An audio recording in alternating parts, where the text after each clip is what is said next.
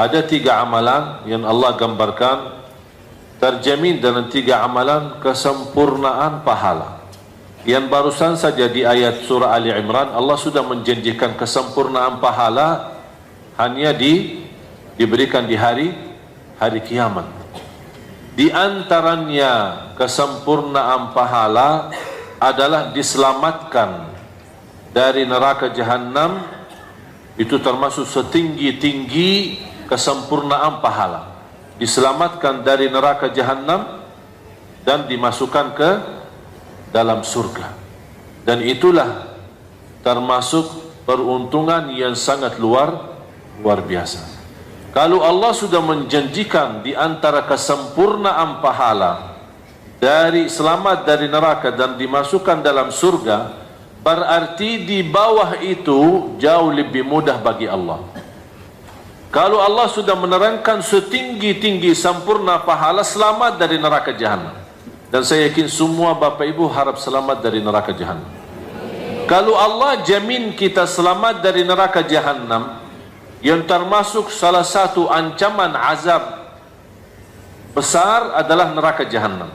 Kalau terjamin selamat dari neraka jahanam, berarti selamat dari segala keburukan yang di bawahnya.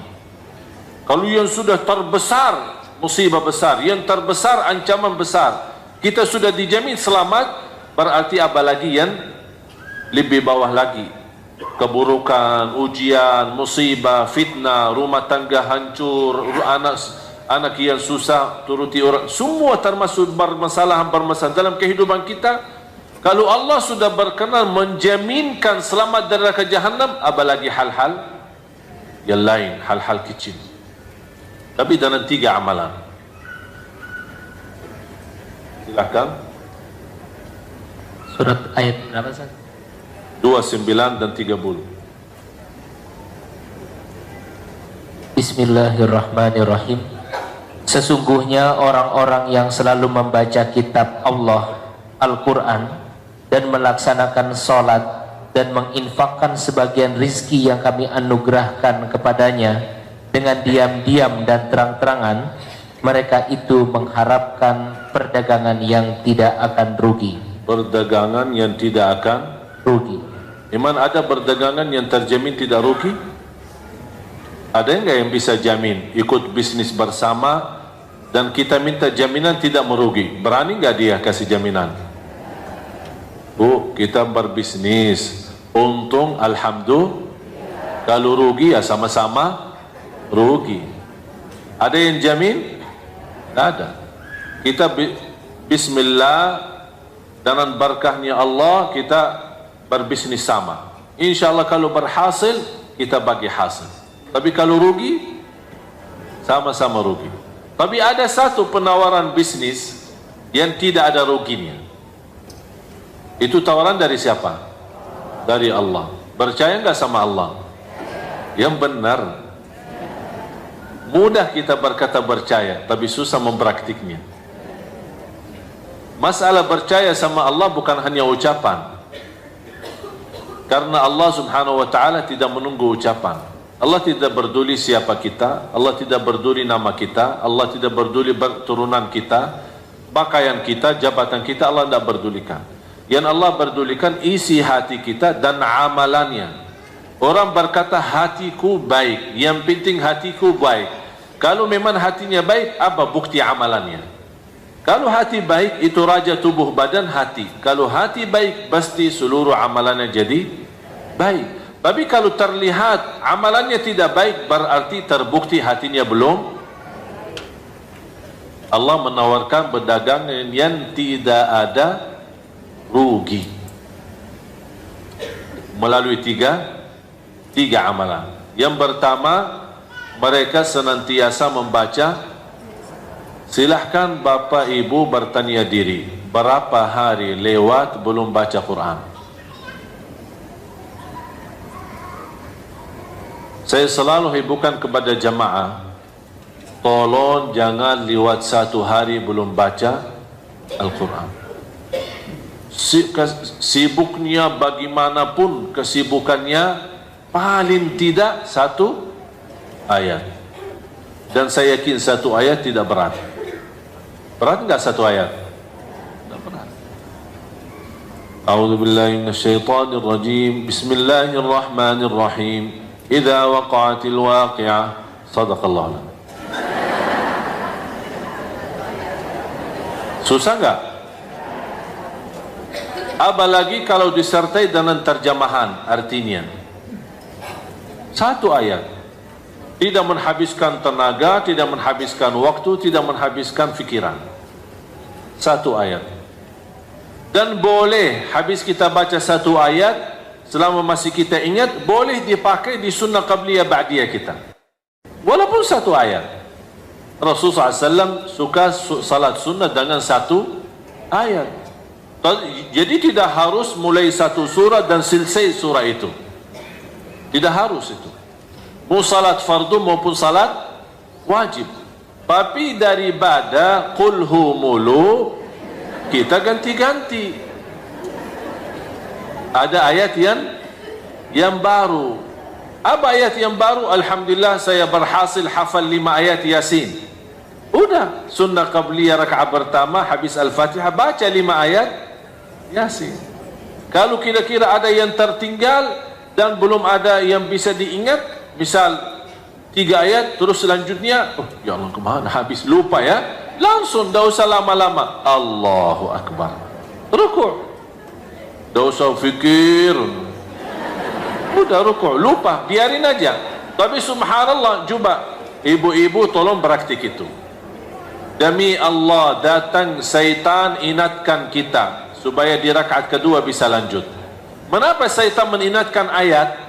Supaya pas di rukuk dan sujud tidak bisa konsentrasi. Fikirannya ayat itu, apa yang saya lupa, apa yang saya lupa. Akhirnya ucapan subhana rabbiyal azim tidak beres, subhana rabbiyal a'la tidak beres. Itulah upaya syaitan. Pas ketika berdiri lagi, alhamdulillah masih ingat. Tapi memang syaitan menggoda kita melalui ingat kebaikan. Bisa saja.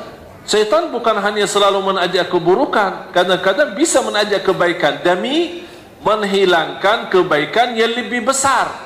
Contoh, membuat kita sibuk ingat ayat yang kita lupa dalam salat supaya tidak bisa khusyuk dalam sujud. Mana yang lebih utama, khusyuk atau ingat ayat? Jauh lebih utama khusyuk. Jadi syaitan pintar loh. Hati-hati sama syaitan, tingkatan lebih tinggi daripada profesor. Oleh karena itu, ketika kita sudah merasa diri sudah lupa ayat, tak usah difikirkan macam-macam, tak usah berupaya untuk ingat, langsung segera takbir. Nikmati rukuknya, nikmati sujudnya, tapi subhanallah begitu masuknya rakaat kedua pasti ingat. Baru kita boleh lanjut ayat yang tertinggal. Habis selesai dari hafalan kita walaupun beberapa ayat, kita rukuk lagi, sujud dan seterusnya. Ini justru sangat membantu kita menguatkan hafalan kita. Termasuk para hafiz Quran, termasuk anak-anak, kami selalu membiasakan mereka kalau lagi salat sunnah, biarpun dia masih anak 5 tahun atau 6 tahun, baca ayat dan yang kamu hafal. Jangan membiasakan mereka qulhu saja. Jadi kasihan juga malaikat yang ditulis setiap hari qulhu, qulhu, qulhu. Ini kok tidak rubah-rubah manusia ini. Al-Quran kan 30 juz, walaupun satu ayat, tapi ada tambahan. Tambahan apa? Apa manfaat kita berubah ayat? Ini salah satu juga membantu menurani dosa maksiat kita. Sekarang apa yang saya sampaikan Bapak Ibu, ini sebenarnya menjaga kita dari dosa dan maksiat. Kita sebagai manusia tidak bisa terlepas dari dosa maksiat. Tidak bisa. Jangan ada orang berkata, saya berupaya menjauhkan diri total dari dosa maksiat. Mohon maaf, tidak bakal bisa. Karena kita manusia. Pasti ada dosa dan maksiat. Tapi bukan bersoalan berdosa dan maksiat. Yang menjadi bersoalan ketika sudah terlanjur dosa maksiat, tidak mau bertaubat kepada, tidak mau beristighfar kepada, tidak mau sedih dan menangis karena ini yang menjadi masalah. Seolah-olah ketika habis sudah terlanjur berdosa, kita berkata kepada Allah, ya apalagi biasa aja, mau dosa-dosa. Jadi tidak ada rasa malunya sama Allah. Tapi ketika sudah terlanjur berbuat dosa, dan itu hal wajar karena kita manusia, habis dosa itu kita ingat Allah, muncul sifat rasa malu. Kita merasa diri, Allah, sudah saya berdosa tapi Allah masih berkenan menutupi dosa saya, menutupi kesalahan saya. Coba Bu, kalau setiap kita berdosa, setiap kita ghibah, setiap kita namimah, keluar bau dari kita. Dan semakin bertambah dosa, bertambah bau. Tambah lagi dosa, tambah lagi keras baunya. Gimana? Berani nggak keluar dari rumah? Kenapa? Terlalu bau. Masalahnya, keras baunya itu kita sendiri tak bisa rasain, tapi yang di sekitar kita malah bisa merasakan. Bisa dicium sama orang. Terus apa?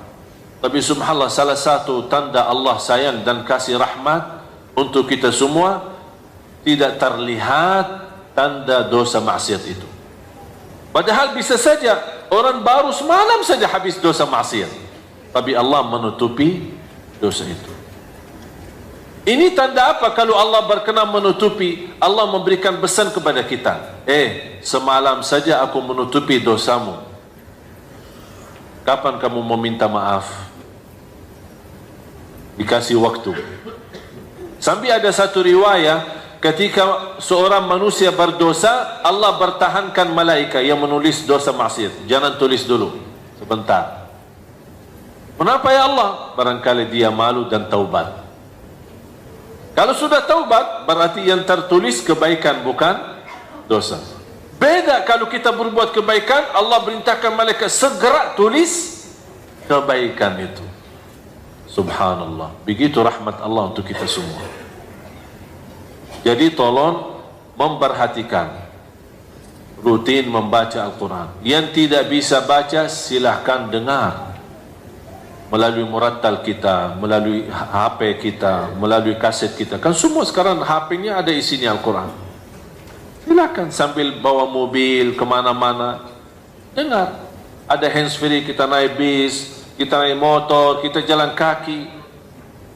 Walaupun ada orang yang sambil jalan belum tentu bisa merasa nikmatnya khusyuk atau bisa khusyuk maksimal mendengar Al-Quran, tidak apa-apa. Setidak-tidaknya kita simak, ada yang kita dengar kebaikan, apalagi mendengar kalamullah, terhitung setiap satu huruf 10 kebaikan. Apalagi coba kalau kita dari pagi terus sepanjang jalan kita simak Al-Quran, dengar Al-Quran. Kira-kira mau berdosa sambil dengar Al-Quran? Tak mungkin.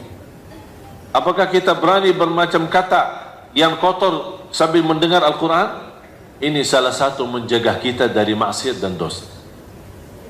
Baca Al-Quran. Terus yang kedua, agar Allah menyempurnakan pahalanya kepada mereka. tidak diulang lagi. Sesungguhnya orang-orang yang selalu membaca kitab Allah, Al-Quran, dan melaksanakan salat dan menginfak. Bapak Ibu, satu-satunya amalan yang tidak bisa ditinggal salat. Ada orang Muslim tidak haji? Ada enggak? Ada, karena belum mampu. Ada orang Muslim tidak zakat? Ada, karena dia penerima zakat. Ada orang Muslim tidak puasa? Ada, lagi sakit, musafir, atau cukup tua, tidak sadar perbuatannya, bisa tidak wajib puasa. Ada orang Muslim banyak hal-hal kebaikan yang bisa ditinggal kalau ada alasan. Tapi apakah Bapak Ibu ada orang Muslim tidak salat? Seharusnya tidak ada. Tapi ternyata apa alasannya? Tidak ada alasan. Kalau malas itu bukan alasan, itu sifat. Kalau alasan, ya lagi sakit, alasan lagi binsang, alasan lagi stres, alasan ini kan namanya alasan. Tapi kalau malas itu sifat, bukan alasan. Satu-satunya ibadah yang tidak boleh ditinggal salat. Tak boleh berdiri, duduk. Tak boleh duduk, berbaring. Bukan tidur. Salat tidur. Tak bisa wudu, tayammum. Tak bisa salat tepat waktu, jamak. Tak bisa jamak, qasar. Bahkan dalam kondisi perang, yang namanya perang, Allah wajibkan yang dinamakan salat al-khawf, salat ketakutan. Karena dalam kondisi perang, jadi separuh tentara militer, separuhnya salat, separuhnya menjaga. Begitu selesai mereka satu rakaat, terganti orang yang menjaga lanjut satu rakaat. Ini memang ada cara khusus. Untuk apa Allah memberikan tanda? Supaya tidak ada alasan kalau dalam keadaan ketakutan wajib salat, walaupun dengan cara sederhana seperti salat khauf. Apalagi kalau dalam keadaan aman.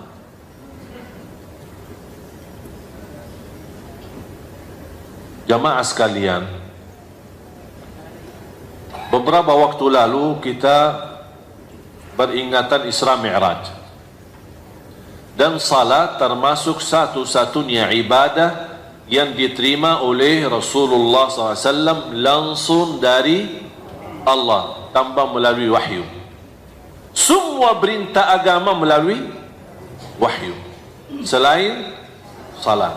Mengapa Allah Subhanahu wa taala mengajak Nabi Muhammad SAW berjalan cukup jauh dari Makkah sampai Masjidul Aqsa, kemudian naik lagi, bisa menghabiskan tenaga fisik, waktu cukup lama, walaupun bagi Allah tidak bagi waktu, kun fayakun, selesai semuanya. Tapi begitu Allah menunjukkan, inilah proses perjalanan sambil menerima sebuah perintah yang begitu agung. Langsung dari Allah Subhanahu wa taala diperintahkan kepada Nabi Muhammad SAW dan umatnya salat. Diberikan kesimpulan, barang siapa yang ingin berhubungan atau kontak langsung sama Allah, jaga salat.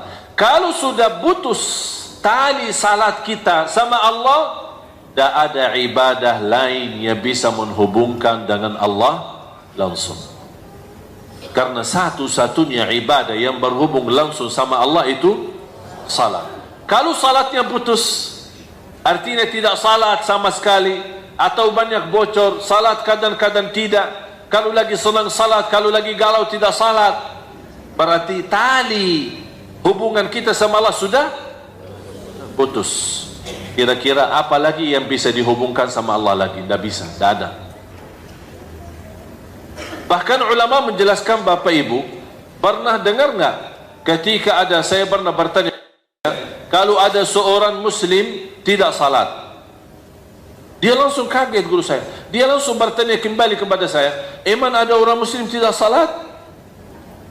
Heran, dia bingung. Ada orang muslim tidak salat? Saya bilang ada. Beliau menjawab, kalau ada orang muslim terbukti tidak salat sama sekali ketika dia meninggal dunia, tidak boleh dimandikan, tidak boleh disalati, tidak boleh dimakamkan di kuburan orang Islam. Karena dia bukan Islam lagi. Masalah kalimah syahadat itu urusannya sama Allah. Tapi secara hukum di Islam, yang tidak salat sudah memputusi hubungan Islam sama Allah Subhanahu wa taala. Hati-hati. Bukan main-main masalah salat. Bahkan dia termasuk satu-satunya ibadah yang tidak bisa ditinggal dalam alasan apapun, kecuali kalau sudah murtad. Faham tak murtad? Keluar dari Islam. Kalau sudah keluar dari Islam, ya sudah tidak ada wajib salat. Atau sudah, faham tak ini? Alhamdulillah faham. Kalau sudah gila, tidak ada wajib salat. Atau kalau sudah mati, kalau sudah dikubur, sudah tidak ada wajib salat lagi. Dan berapa banyak orang muslim yang sedang dalam keadaan gila. Oleh karena itu tolong jamaah sekalian, kita memperbaiki hubungan kita sama Allah melalui salat. Itu salat bisa kontak langsung sama Allah. Sampai Allah memberikan pesan melalui cerita Isra Mi'raj, barang siapa yang ingin berhubung langsung sama aku, kata Allah, salat. Ini tidak bagi malaikat, tidak bagi wali, tidak bagi nabi, tidak bagi siapa-siapa. Ini langsung sama Allah Subhanahu wa ta'ala. Yang ketiga,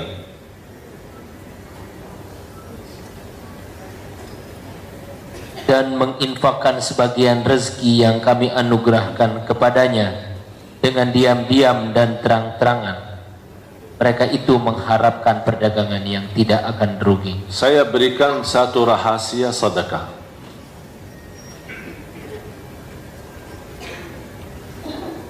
Sedekah, saya pernah bahas sedekah subuh. Masih ingat? Sedekah subuh. Mudah-mudahan masih terus berjalan. Masih jalani belum? Ya, tolong dijaga sedekah subuh. Mengapa sedekah subuh? Saya sudah jelaskan, karena ada doa malaikat mendoakan setiap subuh, ya Allah berkahi dan ganti yang lebih besar. Yang kedua, doa Nabi Muhammad mendoakan ibadah kita di subuh hari, di antaranya sedekah. Jadi mohon Bapak Ibu semua masing-masing punya kotak amal, boleh dinamakan tabungan subuh. Biasakan anak-anak kita semua, biarpun dia anak bayi, kita buatkan satu tabungan khusus atas nama dia dan ibunya yang isi. Sungguh dahsyat sedekah subuh itu. Apapun masalah kita, hutang, masalah hajat, jodoh, rumah tangga, urusan anak, turunan, sedekah subuh itu luar biasa, bukan main. Dan selama saya sampaikan sedekah subuh kepada jamaah yang punya hajat, sungguh subhanallah, hampir 90% dari mereka hubungi saya lagi, alhamdulillah masalahnya sudah selesai. Dan berkahnya sedekah subuh. Yang kedua, sedekah habis maksiat. Ini melatih kita ini. Tabungannya bakal banyak, sering maksiat. Caci maki orang, isi sedekahnya. Ngomong kotor, isi sedekahnya. Ngomong kesal atau berkata sama anaknya bodoh, langsung isi sedekahnya. Subhanallah, bakal tahu diri nanti, ternyata banyak masalah saya. Apalagi masalah mulut ini. Kita caci. Subhanallah, sedekah selepas subuh itu, pertama ada dua hikmah sebenarnya. Yang pertama, mengharapkan ampunan dosa. Karena ada salah satu hadis, menjaga sedekah terjamin ampunan dosa, bahkan terjamin husnul khatimah, terjamin jauh dari kematian mendadak, terjamin jauh daripada kematian buruk. Tahu nggak kematian mendadak, Bu? Bisa. Ini sekarang masa ini adalah banyak yang mati mendadak. Pas lagi bawa mobil, mati. Pas mau kemana, mati. Pas lagi duduk, mati. Pas lagi, syukur-syukur kalau dia mati mendadak, tapi dalam keadaan membaca Quran, atau membaca salat, atau apa. Jadi tolong, ketika ibu merasa diri berbuat salah, merasa diri berbuat dosa, langsung isi tabungan. Boleh dinamakan tabungan sedekah dosa. Dosaku ini, tabungan dosaku. Diganti dengan uang. Setiap dosa diganti dengan uang.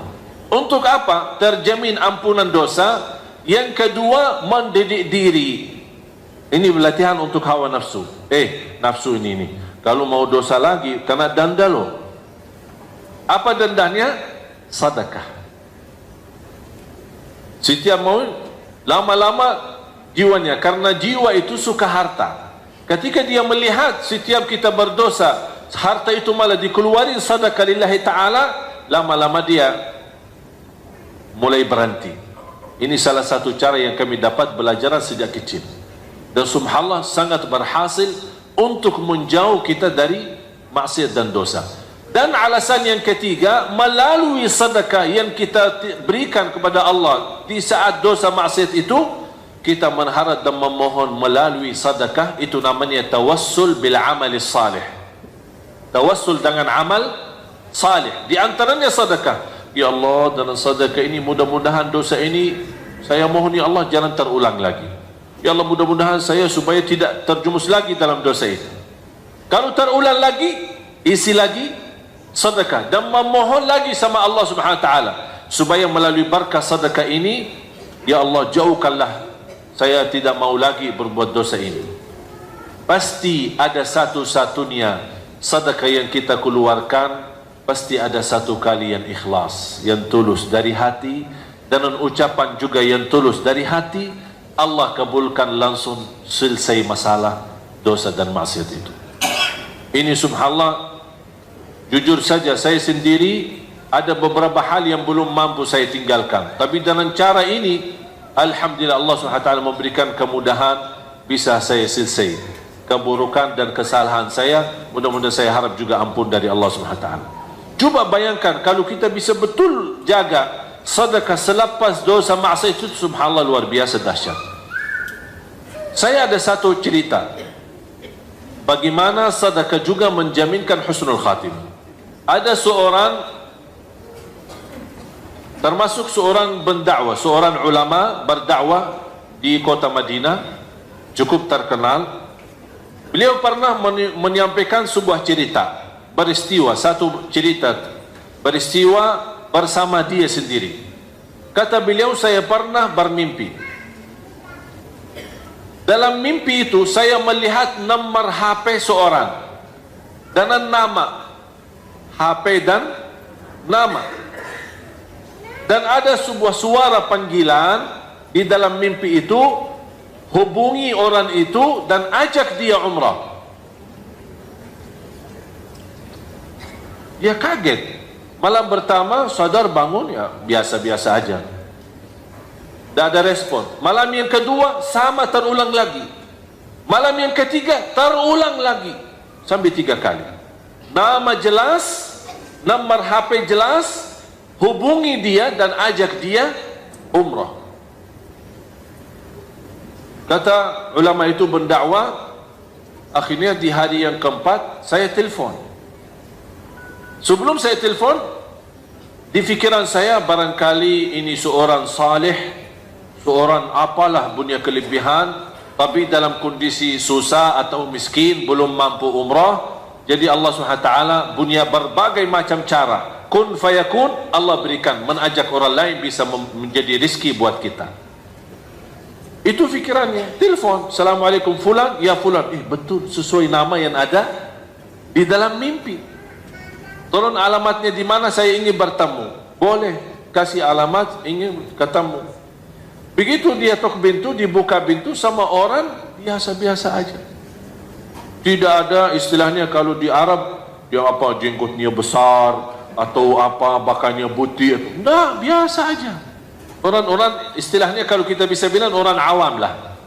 Bukan orang ulama, bukan orang kiai, bukan orang terlihat ada tanda-tanda kesalehannya. Dia kaget. Maaf, ini Bapak Fulan? Ya, betul. Ini nomornya HP-nya ini? Ya, betul. Ada apa? Dia bingung mau menyampaikan bagaimana ini. Orangnya nampaknya biasa-biasa aja. Habis itu karena ini sudah mimpi dan itu ada pesan, dia sampaikan. Jujur saja saya melihat mimpi 3 kali. Diperintahkan, diajak kamu umrah. Dan bukti ini nomor HP dan ini nama. Kata beliau sebentar, masuk ke dalam, balik lagi. Boleh ajak saya umrah, tapi ada satu syarat. Dia tinggal di Madinah. Satu syarat, hari ini berangkat dan pulang hari ini. Itu syaratnya. Dia kaget. Nampaknya orang biasa aja, kayaknya tidak mau lama. Kalau orang saleh biasanya suka lama. Suka lama di tanah suci, mau apa itu? Keburu pulang. Kalau ada umrah bisa 1 tahun umrah, ya enak daripada 9 hari travel. Mau nggak 1 tahun umrah? Tapi biaya sama dengan 9 hari. Nah, mau bayar 1 tahun. Tapi subhanallah, banyak jamaah kita yang mendapatkan kemudahan bisa ke tanah suci, tapi terlihat mereka banyak di pasar daripada di masjid, sibuk belanja, karena dia tidak merasa nikmat dapat kemudahan ke tanah suci. Beda sama orang yang sepanjang hidupnya berdoa, kalau sudah 2 kali 3 kali sudah tak jadi biasa, kebiasaan. Itulah ibadah yang kebiasaan, itu bahaya. Beda sama ibadah, ada rasa merindukan Ka'bah, merindukan makam Rasulullah SAW, merindukan Masjid Nabawi, merindukan, beda rasanya. Habis disepakati, sudah diajak umrah. Tahu-tahu kata ulama itu, tahu-tahu saya temani perjalanan biasa-biasa aja sampai ke Makkah. Mampir ke Mekah di Madinah bin Ali, sana ganti baju di sana, ihram semua segala, terus lanjut perjalanan sampai ke Makkah. Begitu langsung sampai Makkah, langsung cepat-cepat, ayo cepat-cepat, kita mau cepat pulang.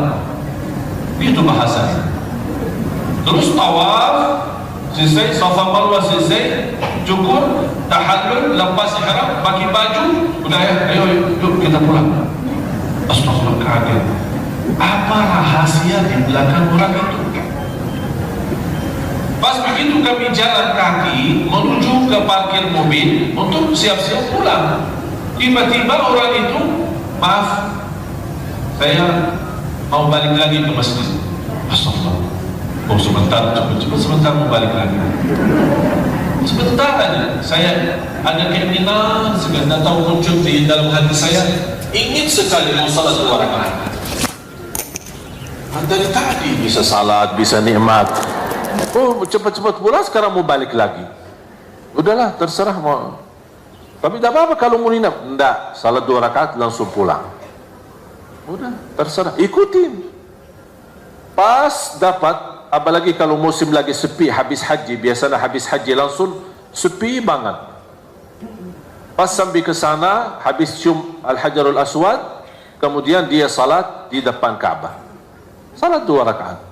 Kata ulama itu, saya perhatiin salat pertama baca ruku sujud, rakaat kedua berdiri ruku dan sujud. Pasti sujud yang terakhir lama sujudnya. Pas saya datang, lama, terasa lama banget, bukan biasa. Ini dari tadi cepat-cepat malah. Kok ini kok terakhir kok lama? Kok barangkali mau berdoa. Tapi terlihat lama, bukan biasa.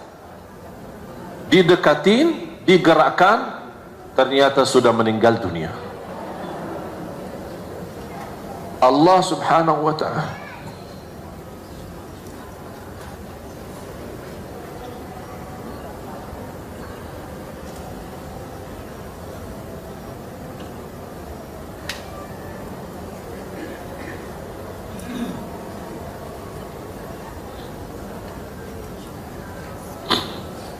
Allah Subhanahu wa ta'ala mengantarkan orang melalui mimpi untuk menjemput ke husnul khatimah.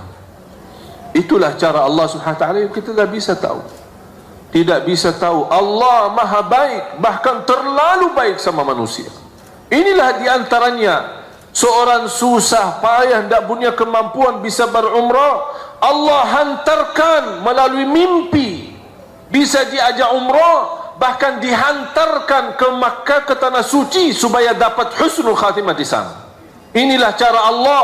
Kalau Allah berikan izin husnul khatimah, tidak ada yang bisa membindahkan husnul khatimah itu. Orang biasa, orang awam, bukan seorang apa kelebihannya. Habis meninggal dunia, dia kembali langsung ke Madinah, bertemu keluarganya. Apa cerita di belakang ini orang? Apa cerita? Apa rahasia? Ternyata Bapak Ibu, ada satu, ini yang Allah gambarkan.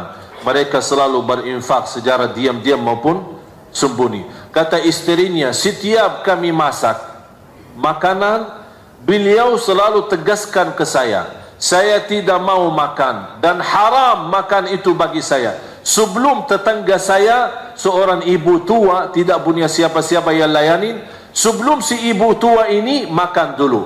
Habis dia makan, baru saya makan sisanya. Itulah kelebihannya, hanya satu. Bu dan jamaah sekalian, Kita tidak tahu mana saja amal salih yang menjaminkan husnul khatimah. Bisa amal salih sederhana, tak dinilai, tak dihitung, tapi ternyata melalui amal itu terjamin masuk surga, terjamin husnul khatimah, bahkan bisa di tanah suci. Walaupun kita orang di Indonesia, Allah punya berbagai macam cara. Ini semua dunia dan segala isinya Allah yang atur. Kita tidak bisa apa-apa. Oleh kerana itu jamaah sekalian, ketika kemarin saya di Hong Kong, saya terharu sekali kepada seorang wanita pembantu. Baru saja saya dapat dengar berita dia kembali ke tanah air nikah, kemudian kembali lagi ke Hong Kong bekerja. Pas kemarin saya mengisi acara bersama imam besar Masjid Qiblatain di Hong Kong, ada seorang ibu itu datang kepada saya sambil menangis, dan dia menyerahkan mas kawin. Dia berkata, ini mas kawin sedekahku untuk tunanetra di Indonesia. Seorang pembantu yang baru saja nikah, belum menikmati mas kawinnya, dia sudah mensedekah. Bahkan ada satu lagi di antara mereka yang menjadi tenaga kerja. Mereka pergi ke sana tinggalin keluarga istri karena dia butuh mencari nafkah dan rezeki. Dia mengikhlaskan gaji 1 tahun, dan dia mohon kepada saya, mohon diterima. Saya berdoa, ya Allah, mohon diterima mereka ini. Inilah kadang-kadang jamaah sekalian, ada amal salih yang kita tak pernah hitung, tak pernah kita fikirkan, tapi ternyata melalui amal salih itu bisa membahagiakan orang lain, bisa berguna bagi orang lain. Wallahi, dengan kun fayakun Allah berikan pahala yang begitu luar biasa. Dan itulah penjelasan ayat yang terakhir. Sebelum saya tutup doa, tolong bacain arti ayat terakhir. Agar Allah menyempurnakan pahalanya kepada mereka dan menambah karunia-Nya. Dan menambah karunia. Inilah karunia yang tidak dijelaskan di sini. Inilah karunia yang tidak dijelaskan di sini. Mengapa? Karena Allah yang menentukan karunia itu seperti apa. Bisa saja sebagaimana cerita yang tadi saya ceritakan. Itulah, tapi Allah jamin ada tambahan karunia. Tapi seperti apa karunia? Bisa meninggal di hadapan Ka'bah, bisa meninggal pas lagi baca Quran, bisa meninggal pas lagi, itu semua urusan Allah. Yang membuktikan dan membuat saya yakini tambahan karunia pasti bakal dahsyat, pasti bakal menenangkan hati, itu tutupan ayat. Innahu, sesungguhnya Allah Maha Pengampun, Maha Mensyukuri. Mengapa di sini Allah berkata Maha Pengampun dan Maha Mensyukuri? Maha Mengampun ketika kita berupaya beramal, masih ada kekurangan, mudah-mudahan diampuni Allah. Berarti soal kekurangan jangan khawatir, pasti diampuni. Yang penting kita niat baik lillahi. Tapi kenapa habis Maha Mengampun dibawakan kata Maha Mensyukuri? Apa hubungannya? Apa arti Maha Mensyukuri? Asy-Syakur kan salah satu nama Allah Al-Husna, Asy-Syakur. Artinya Maha, itu bahasa Indonesia. Tapi beda artinya dalam bahasa Arab. Dan selalu saya terangkan, belum ada bahasa yang mampu menerangkan rahasia kata dan Asmaul Husna selain bahasa Arab sendiri. Kalau selain bahasa Arab itu mampu terjemahin, tapi belum tentu sempurna artinya dan maksudnya. Asy-Syakur bahasa Indonesia Maha Mensyukuri. Kalau lebih sempurna dalam bahasa Arab, Asy-Syakur alladhi yu'til ajra al-kathir bil amalil qalil. Asy-Syakur yang memberikan pahala yang banyak dengan amalan yang sedikit. Contoh, dibanding orang yang memberikan makanan kepada tetangganya yang tua dan susah sebelum dia makan, kira-kira amalannya biasa enggak? Berat enggak kita bagi makan? Biasa ya? Tidak terlalu, misal bangun masjid habis ratusan miliar, terlihat mana yang lebih besar? Masjid ratusan miliar atau berikan makanan kepada orang butuh? Masjid ratusan miliar. Ini nilai kecil kalau untuk bagi, apalagi kalau buk nasi aja cuma 15.000, cuma 20.000. Tapi tidak ada nilai di fikiran kita. Inilah artinya syakur, memberi amalan yang besar dengan memberikan pahala yang besar dengan amalan. Buktinya orang itu mendapatkan husnul khatimah di Masjidul Haram, di hadapan Ka'bah, hanya dengan amalan yang memberikan makanan kepada orang lain. Kita tidak tahu mana amal salih yang menjaminkan husnul khatimah dan menjaminkan masuk surga. Oleh karena itu jamaah sekalian, tadi saya membuka, kami memperjuangkan Al-Quran untuk anak-anak Indonesia. Seperti mereka kita mendatangkan syiar. Saya harap ini bukan perjuangan saya dan keluarga, tapi saya mengharapkan semuanya bisa terlibat. Semuanya ayo kita sama-sama berjuang. Saya tidak mau membawa pahala sendiri, tapi saya yakin kalau kita semua terlibat dalam kebaikan walaupun sedikit, Allah Maha melihat keadaan kita. Allah Maha mengetahui, apalagi bantuan kita ini untuk Al-Quran. Mudah-mudahan semua yang punya niat baik, dukungan bantuan, dan saya mohon sekali lagi jangan lupa mendoakan supaya syiar Al-Quran ini terus berjalan. Cita-cita saya, walaupun belum Allah izinkan saya punya panjang umur, tapi saya bercita-cita sebelum meninggal dunia bisa menghasilkan jutaan anak-anak penghafal Al-Quran. Saya sudah mensusunkan programnya dan sudah saya susunkan targetnya. InsyaAllah 5-10 tahun bisa menghasilkan 8 juta anak-anak Indonesia hafiz Quran. Dan insyaAllah saya mau menunggu kesempatan untuk mendapatkan izin supaya program ini bisa bergerak di seluruh Indonesia, bukan hanya di Jakarta. Mudah-mudahan bantuan doa antum sekalian di waktu tahajudnya, di waktu salatnya pasti sangat berguna, karena saya tidak tahu siapa di antara kita yang diijabah doa.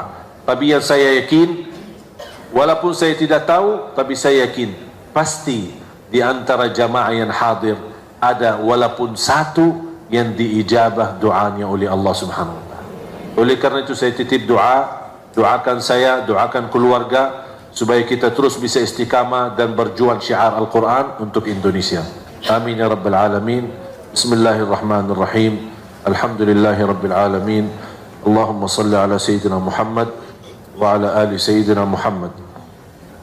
Allahumma ya Allah ya dzal jalali wal ikram, اغفر لنا ولوالدينا وارحمهم كما ربونا صغارا واغفر لجميع المسلمين والمسلمات والمؤمنين والمؤمنات الأحياء منهم والأموات إنك سميع قريب مجيب الدعوات.